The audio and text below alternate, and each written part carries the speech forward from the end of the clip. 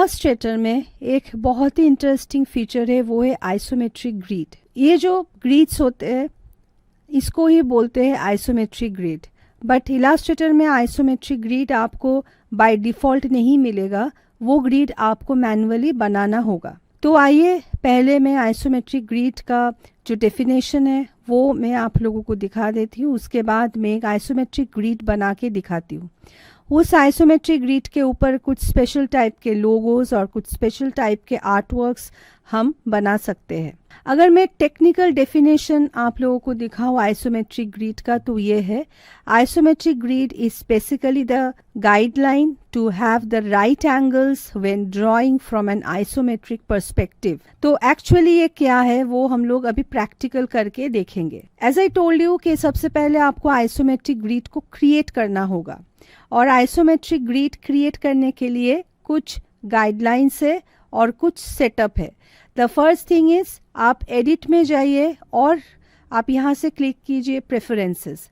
अगर आप Mac use कर रहे हैं तो ये जो लोगो आएगा इलास्ट्रेटर का, इसके नीचे आपका प्रेफरेंसेस ऑप्शन होगा। मैं यूज़ कर रही हूँ विंडोज़, तो एडिट में जाके प्रेफरेंसेस और जनरल में ये कीबोर्ड इंक्रीमेंट और ये कॉर्नर रेडियस, ये दोनों को आपको सेट करना होगा 9 pixel and 27.36 pixel. Hit okay. अब आप ये लाइन सेगमेंट टूल और ये पेन टूल लेके एक स्ट्रेट लाइन क्रिएट कीजिए। आप ये लाइन कहाँ से शुरू करेंगे वो आपके ऊपर है। आप एकदम एज से भी स्टार्ट कर सकते हैं या थोड़ा सा मिडिल से भी स्टार्ट कर सकते हैं। मैं इसका कलर कर देती हूँ ब्लैक, बट इसका स्ट्रोक साइज में थोड़ा सा पतला रखती हूँ। अब इस लाइन को मुझे डुप्लीकेट करना है। The actual trick is in this duplication. इसको कैसे डुप्लीकेट करेंगे वही ट्रिक है। इसको डुप्लीकेट करने के लिए आप तो ऑल्ट और शिफ्ट प्रेस कीजिए, प्रेस राइट एरो। ये जो डिस्टेंस है मुझे यही डिस्टेंस चाहिए। फिर आप ऐसे प्रेस करते जाइए। आपको आर्टबोर्ड से काफ़ी दूर तक इसको लेके जाना है, तो मैं काफ़ी सारा ऐसे लाइंस डुप्लीकेट कर लेती हूँ। अब सिलेक्शन टूल से ये जो एंटायर लाइंस है उसको सिलेक्ट करके आप पहले ग्रुप कर लीजिए। इसका जो हाइट है वो आप इंक्रीज कर दीजिए, ज़्यादा ही इंक्रीज कीजिए, बट डोंट वरी, ये जो एक्स्ट्रा लाइंस है वो बाद में इसको क्लिपिंग मास्क करके पूरा हाइट कर देंगे। अभी इस लाइन को मुझे डुप्लीकेट करना है या कॉपी करना है, बट एंगल से 60 डिग्री एंगल से। So edit, copy, edit, paste in place. फिर आप जाइए object, transform and rotate.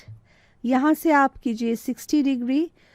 Copy के ऑप्शन पे क्लिक मत कीजिए, हम लोग ऑलरेडी इस लाइंस को कॉपी कर चुके हैं। फिर से मैं एक बार करूंगी, edit, copy, edit, paste in place.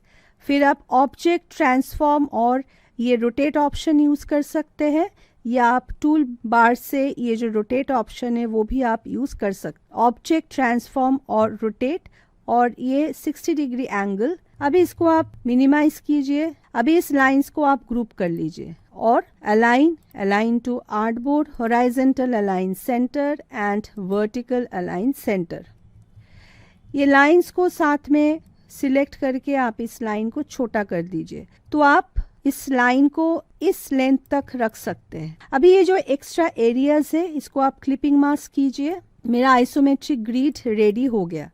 अगर आपको इस आइसोमेट्रिक ग्रिड का जो कलर है वो और भी लाइट करना है, तो आप डबल क्लिक करके आइसोमेट्रिक ग्रिड के अंदर जाइए और ये जो स्ट्रोक कलर है उसको आप और भी लाइट कर सकते हैं।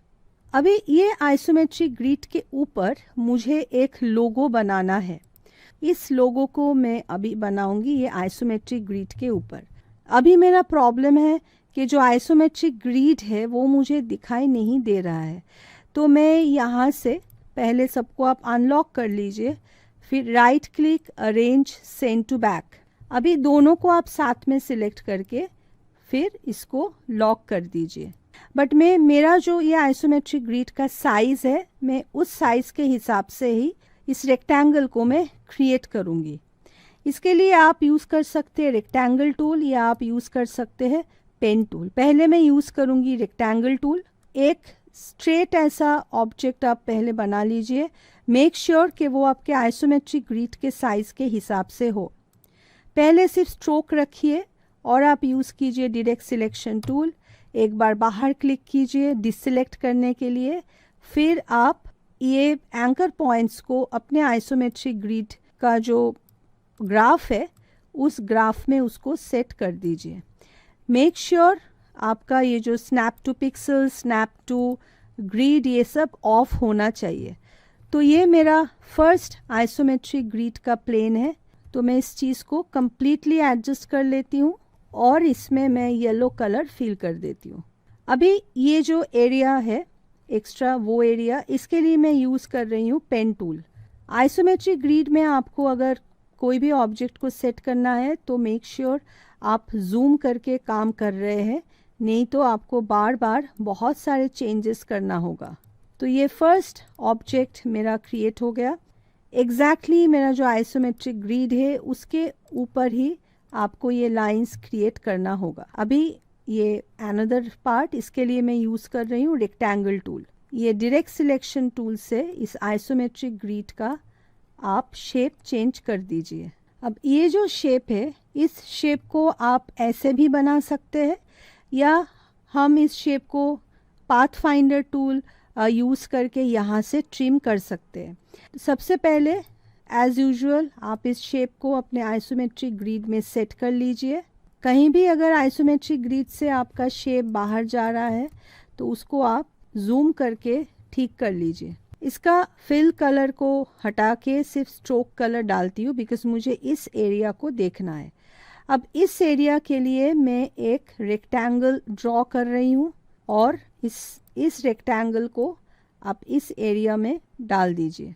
अभी ये दोनों जो रेक्टेंगल का फिल कलर है वो आप वापस ले आइए। इसके लिए मैं दूसरा कुछ फिल कलर यूज़ कर रही हूँ और स्ट्रोक हटा दीजिए। अभी इस दोनों रेक्टेंगल को ये सिलेक्शन टूल से सिलेक्ट कीजिए और आपके पाथ फाइंडर टूल या आप यहाँ से शेप बिल्डर टूल भी यूज़ कर सकते हैं। यहाँ से आप क्लिक कीजिए ट्रिम। जब आप ट्रिम यूज़ करेंगे तो ऑटोमेटिकली आपका ऑब्जेक्ट ग्रुप हो जाएगा, इसीलिए आप सिलेक्ट कीजिए डायरेक्ट सिलेक्शन टूल और इस एरिया को आप डिलीट कर दीजिए।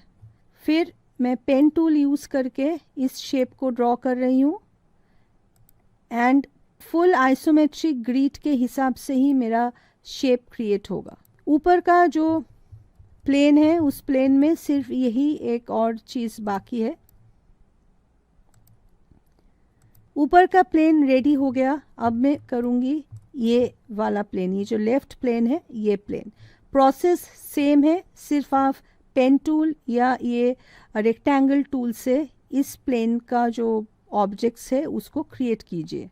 डायरेक्ट सिलेक्शन टूल से मैं एंकर पॉइंट को चेंज करके और एंकर पॉइंट को प्रॉपरली ये आइसोमेट्रिक ग्रिड के ऊपर सेट करके मैं इस ऑब्जेक्ट को चेंज कर सकती हूँ।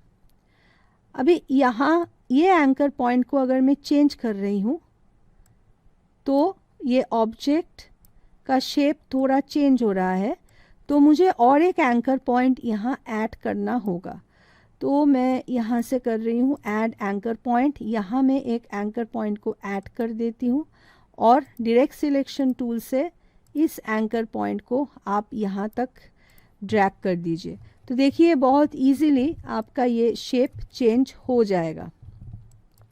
अभी मुझे ये प्लेन को ख़त्म करने के लिए 1, 2, 3 एंड 4 ये 4 शेप्स बाकी है। प्रोसेस सेम है। अभी मैं इस शेप्स को ड्रॉ कर रही हूँ। तो मेरा ये जो लेफ़्ट प्लेन है वो भी रेडी हो गया। अब मैं विंडोज़ में जाके लेयर्स में जाके एक बार चेक करूँगी कि how it is actually looking. तो ये एक्चुअल इमेज है, तो आप इस इमेज का आई ऑफ कर दीजिए तो आपका ऑब्जेक्ट यहाँ दिख जाएगा। तो ये 2 प्लेन मेरा अभी रेडी है और अभी थर्ड प्लेन जो है वो है ये थर्ड प्लेन को अभी मैं क्रिएट करूँगी। अभी ये जो मैंने शेप ड्रॉ किया है, इस शेप को अगर मुझे रिफ्लेक्ट करना है, बिकॉज ये शेप और ये शेप सेम है, सिर्फ ये रोटेशन एंगल अलग है। अगर मुझे इसको रोटेट करना है तो आप सबसे पहले इसको यहाँ से ऑब्जेक्ट ट्रांसफॉर्म और आप क्लिक कीजिए रोटेट में। तो यहाँ से आप रोटेट करके देखिए कि कौन सा एंगल में आपको एग्जैक्टली ये शेप मिल रहा है।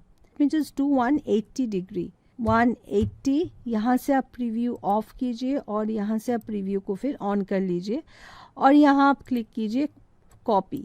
तो ये शेप मेरा यहाँ रेडी हो गया और परफेक्टली आइसोमेट्रिक ग्रिड के ऊपर भी ये सेट हो गया।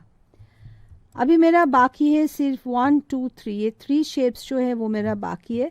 सबसे पहले मैं ये शेप को क्रिएट कर रही हूँ। आप पेन टूल लीजिए और सिर्फ पहले स्ट्रोक यूज़ कीजिए। तो शिफ्ट प्रेस करके ये स्ट्रेट लाइन, आप ऐसे भी इसको क्रिएट कर सकते हैं या आप पाथफाइंडर टूल यूज़ करके भी इस ऑब्जेक्ट को क्रिएट कर सकते हैं। अभी मैं इसका कलर येलो करके इस लाइन को मैं ख़त्म करती हूँ। अभी सिर्फ ये 2 चीज़ बाकी है।